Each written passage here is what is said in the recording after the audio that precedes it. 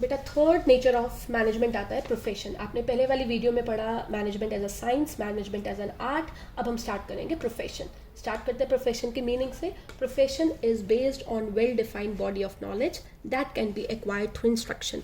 किसी भी प्रोफेशन में आपको एंट्री करनी है। प्रोफेशन क्या है बेटा?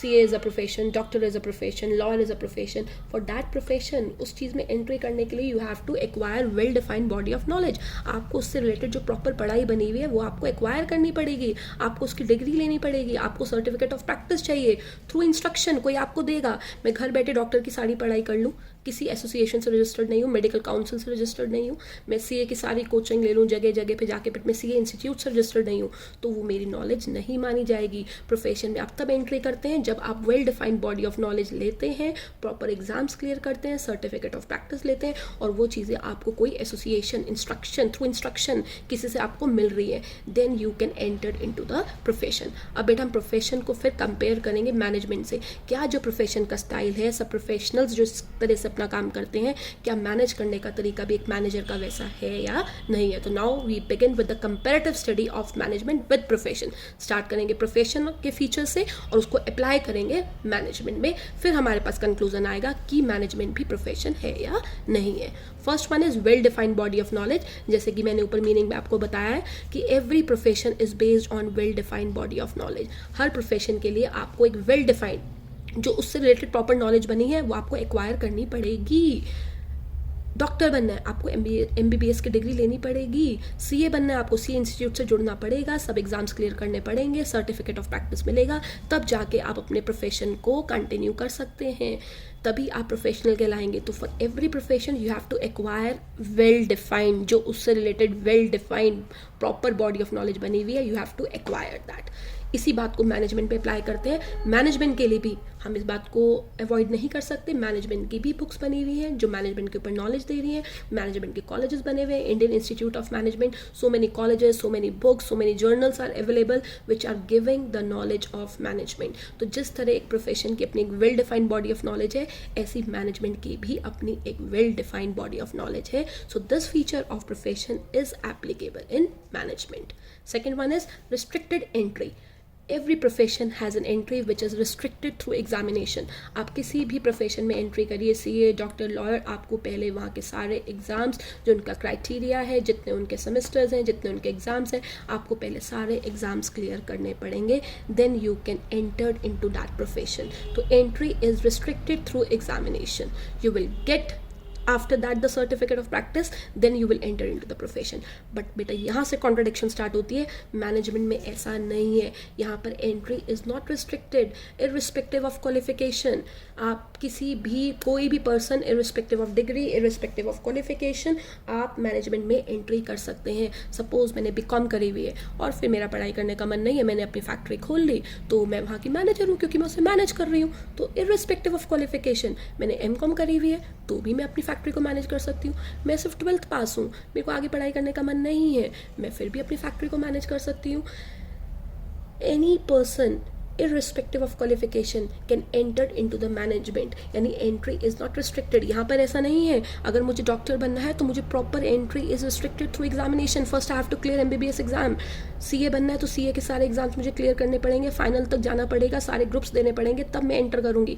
बट ऐसी कोई रिस्ट्रिक्शन मैनेजमेंट में नहीं है। irrespective of qualification, irrespective कोई भी पर्सन मैनेजमेंट में एंट्री कर सकता है, आप अपने काम को मैनेज कर सकते हैं। ठीक है, आपने MBA करी है, आपको एक कंपनी ने एज अ मैनेजर रिक्रूट करा है, सेलेक्ट करा है, आप वहाँ के मैनेजर हैं, बट नहीं करी मैंने MBA, मैं ओनली BCom, मैं ओनली MCom हूँ, मैं BSc हूँ, मैं MSc हूँ।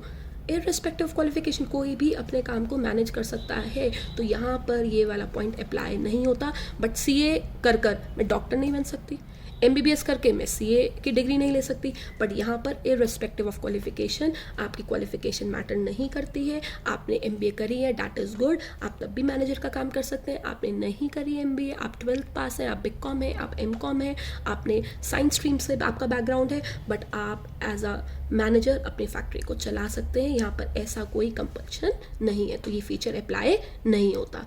Third one is professional association. All professions are bounded with association. आपको किसी भी प्रोफेशन में एंट्री करना है तो किसी एसोसिएशन से जुड़ना पड़ेगा।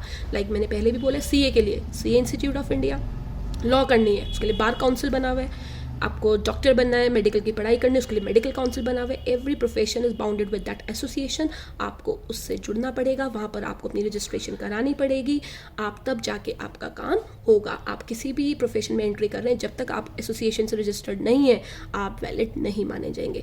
बट सेम बेटा यहाँ पर ऐसा कोई कंपल्शन नहीं है, बना हुआ है ऑल इंडियन मैनेजमेंट एसोसिएशन यहाँ पर, लेकिन एज अ मैनेजर आपको रजिस्टर्ड कराना कंपल्सरी नहीं है, इसलिए बहुत से मैनेजर नहीं भी कराते, यहाँ पर कंपल्सरी नहीं है। बट बिना किसी कोई प्रोफेशनल बिना किसी एसोसिएशन से अगर वो रजिस्टर्ड नहीं है तो वो प्रोफेशनल नहीं कहलाएगा, वो लीगल नहीं कहलाएगा क्योंकि वो रजिस्टर्ड नहीं है।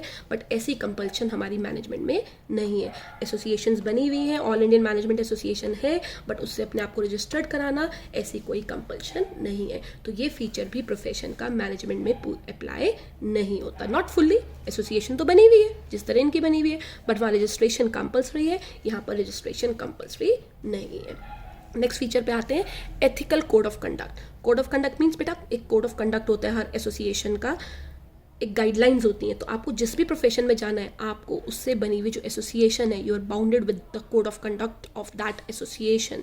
बार काउंसिल ने लॉयर्स के लिए कोई भी कोड ऑफ कंडक्ट पास करा है, कोई गाइडलाइन पास करी, तो every lawyer has to follow that code of conduct. all professionals are bounded with that code of conduct, क्योंकि वहाँ पर वो रजिस्टर्ड है, उनको उनके कोड ऑफ कंडक्ट को फॉलो करना है। लेकिन यहाँ पर मैंने जैसे कि आपको पहले बताया कि मैनेजमेंट में एसोसिएशन से रजिस्टर्ड होना कंपल्सरी नहीं है, तो आप उनके कोड ऑफ कंडक्ट से नॉट बाउंडेड, आप वहाँ से बाउंडेड नहीं है। तो ये पॉइंट आपका जो प्रोफेशन में है वो मैनेजमेंट में अप्लाई नहीं होता। लास्ट वन है सर्विस मोटिव। बेटा जितने भी प्रोफेशनल्स हैं they are giving service to the society, they are serving for the society, उनका जो मेन मोटिव है giving service to the society. But management की बात करें, मैनेजमेंट का main motive, basic purpose of every management is profit. आपने organisation objective में भी पढ़ा है, सर्वाइवल, प्रॉफिट, ग्रोथ। उनका मेन मोटिव होता है प्रॉफिट। आप अपनी फैक्ट्री को मैनेज कर रहे हैं, आपका मेन मोटिव क्या है? प्रॉफिट। आप किसी के अंडर मैनेजर हैं, किसी ने आपको अपॉइंट करा है, आप वहाँ पे जो काम मैनेज कर रहे हैं क्यों कर रहे हैं? उनकी ऑर्गेनाइजेशन के लिए कि वहाँ का प्रॉफिट अच्छा हो, तभी आपको रिटर्न में भी अच्छी सैलरीज मिलेंगी। तो main motive behind every management is profit. हाँ, लेकिन यहाँ पर मैं जरा सा ऐड करना चाहूँगी इन प्रेजेंट टाइम कि profit is not only the objective, it is not sole objective. आपको अच्छी सर्विस भी सोसाइटी को देनी है, सोशल ऑब्जेक्टिव भी आपका होता है, आपको उनको अच्छी सर्विस भी देनी है। बट अभी बेसिकली ये पूरी तरह से फुलफिल नहीं हो पा रहा है। तो mainly all professions are serving for the society, but management is working for itself. उनका मेन मोटिव प्रॉफिट है, they will serve the society also, they are serving, but पूरी तरह से भी नहीं है। तो ये पॉइंट भी पूरी तरह से अप्लाई नहीं होता। तो कंक्लूजन निकलता है कि सारे पॉइंट पूरी तरह से अप्लाई नहीं हो रहे। ये हो रहा है, ये नहीं हो रहा, ये पूरी तरह नहीं हो रहा, ये पूरी तरह नहीं हो रहा, ये पूरी तरह नहीं हो रहा। तो वी कैन कंक्लूड कि management is not fully fledged profession like medical and legal. Medical की तरह, लीगल की तरह, सीए की तरह मैनेजमेंट अभी पूरी तरह से प्रोफेशन नहीं है, लेकिन it is on the path of profession. ठीक है, आगे जाके ये हो सकता है फुल्ली फ्लेज्ड प्रोफेशन हो जाए, बट टिल नाउ अभी मैनेजमेंट पूरी तरह से प्रोफेशन नहीं है। Thank you.